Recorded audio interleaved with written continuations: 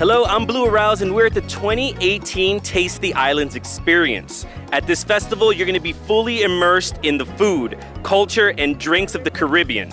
Countries like Barbados, Haiti, and Jamaica, plus much, much more are going to be featured, and I'm going to take you to eat food and try some of the rums of the Caribbean.